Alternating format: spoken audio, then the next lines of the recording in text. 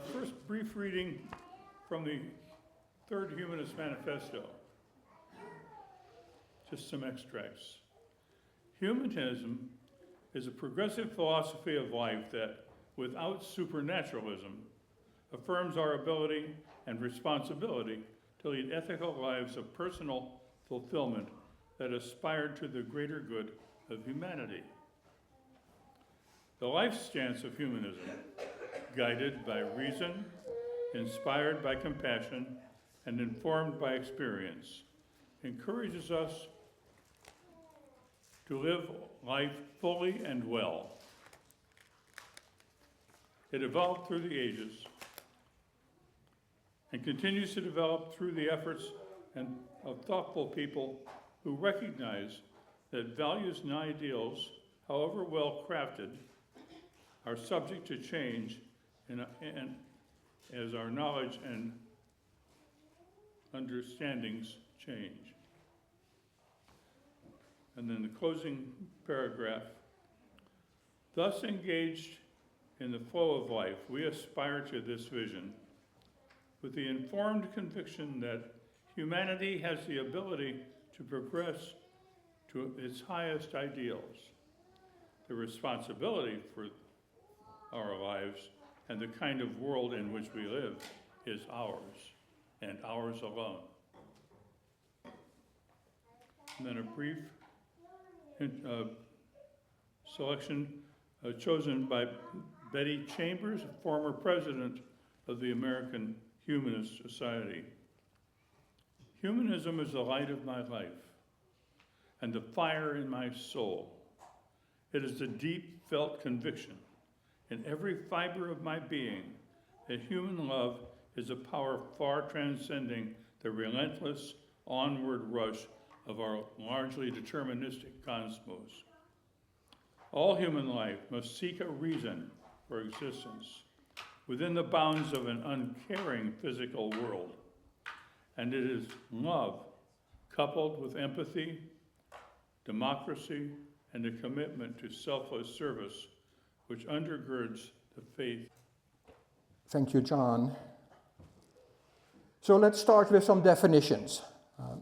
The American Humanist Association has several definitions for humanism. Some are very complex, and also not all humanists think alike. I would like to use this definition from the Humanist International.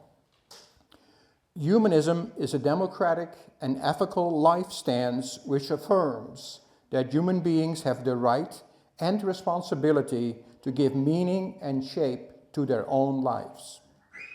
It stands for the building of a more humane society through an ethics based on human and other natural values in a spirit of reason and free inquiry through human capabilities. It is not theistic, and it does not accept supernatural views of reality. One that's a little shorter, and I think is easier to live by, is that humanism promotes human flourishing and promotes human well-being.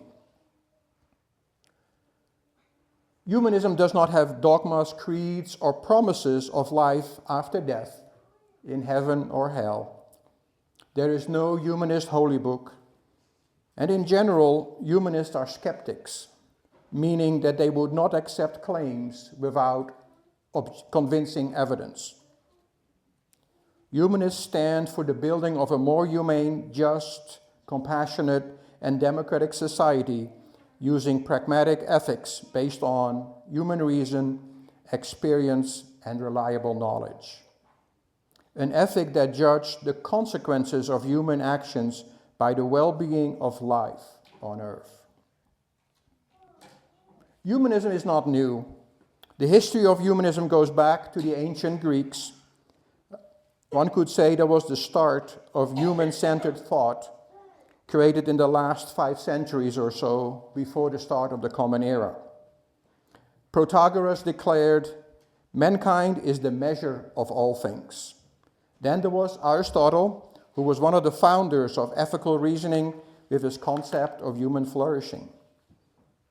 And we should not forget the Stoics, who emphasized rational self-control, virtue, and universal moral law.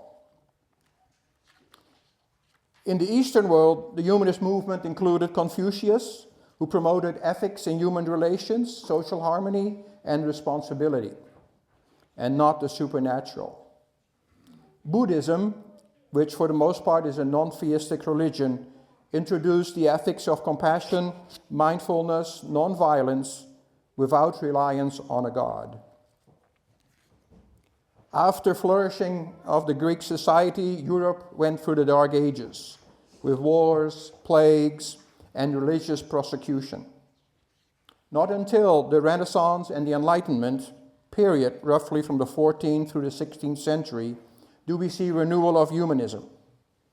The Renaissance was a turning point when human beings became more central through music and art, and not just God.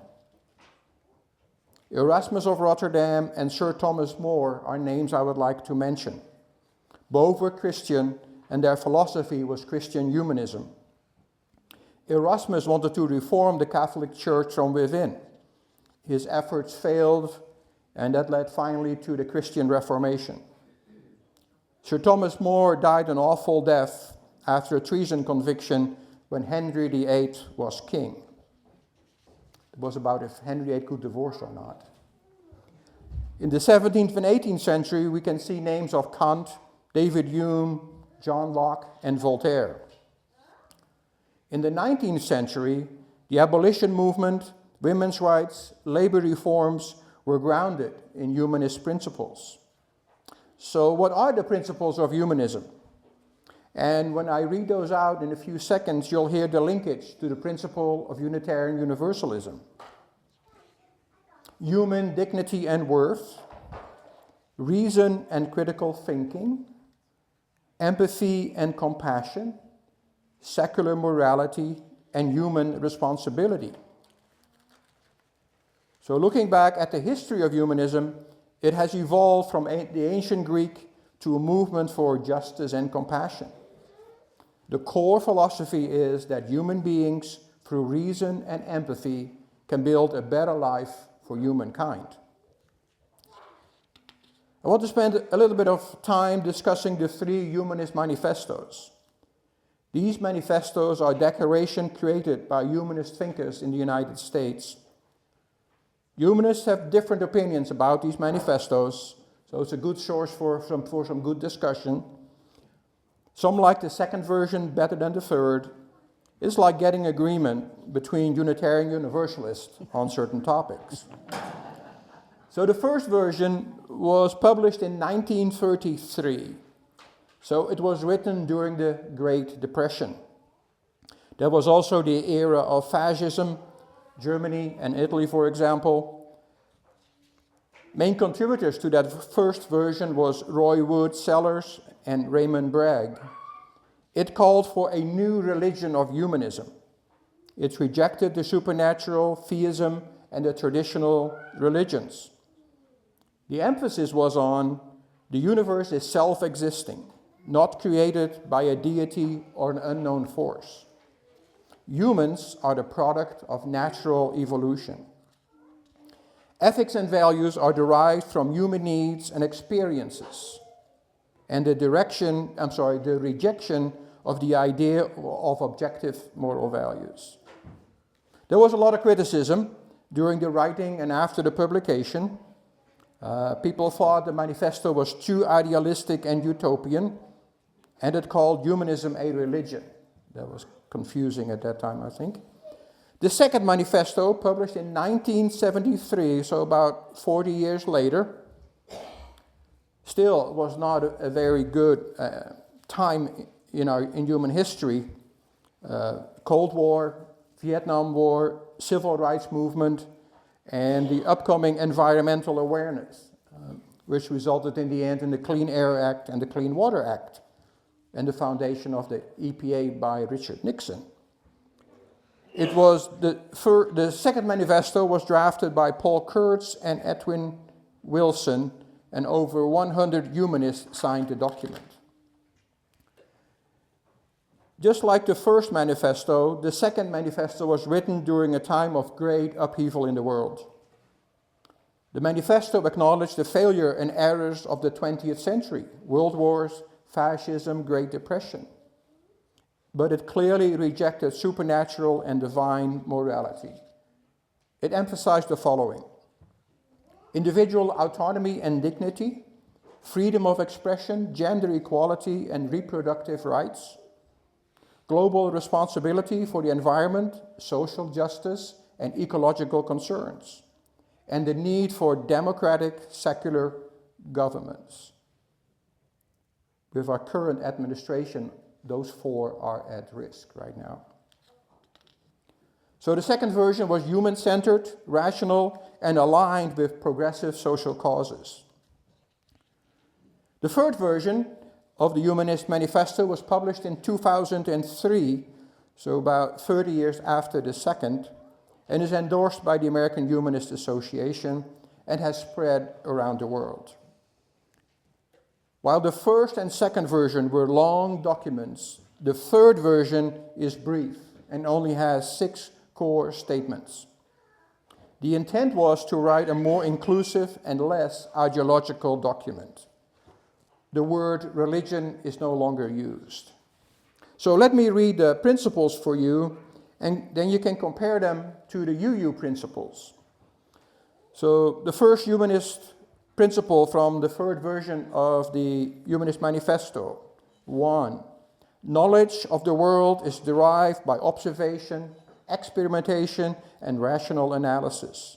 Humans are an integral part of nature, the result of evolutionary change. Ethical values are derived from human need and interest and tested by experience.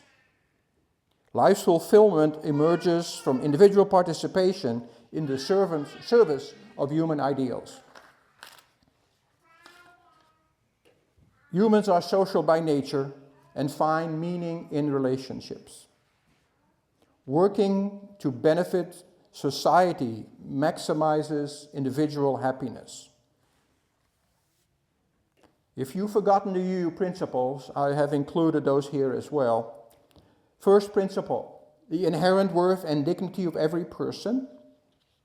Second principle: justice, equity, and compassion in human relations. Third: acceptance of one another and encouragement to spiritual growth in our congregation. Fourth: a free and responsible search for truth and meaning. 5.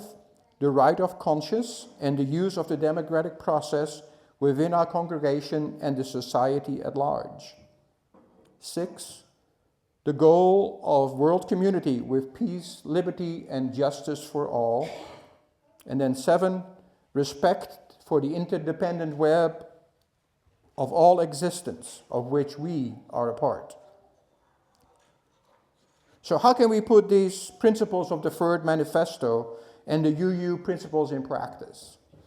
Well, here at CFW, we have some very active groups.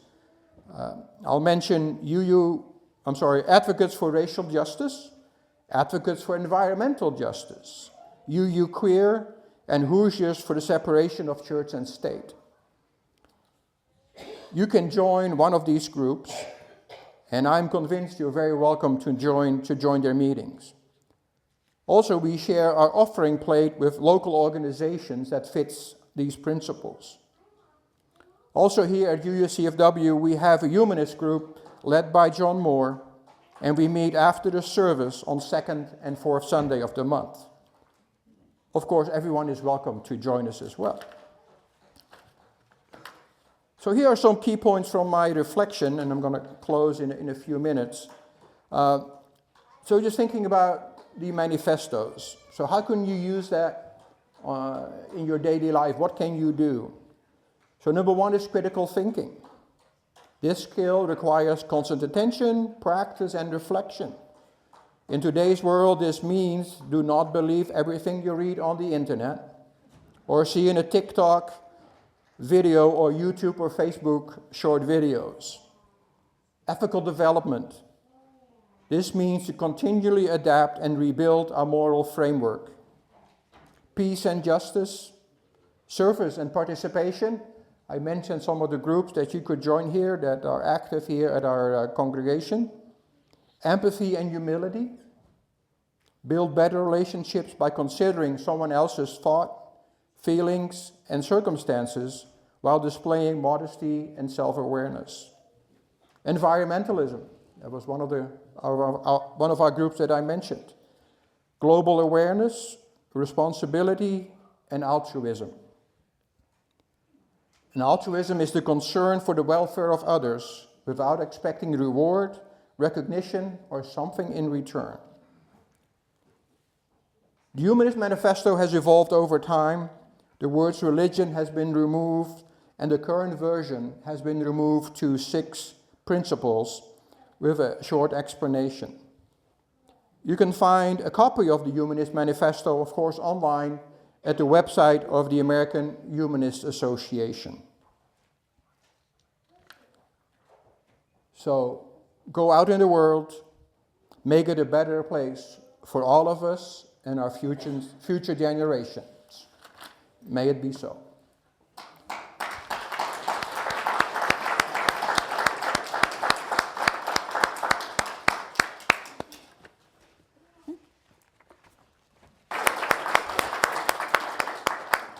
Our closing words this morning are from Robert Kaufman. We have come together to share our deepest concerns, speaking and singing of words of inspiration and hope.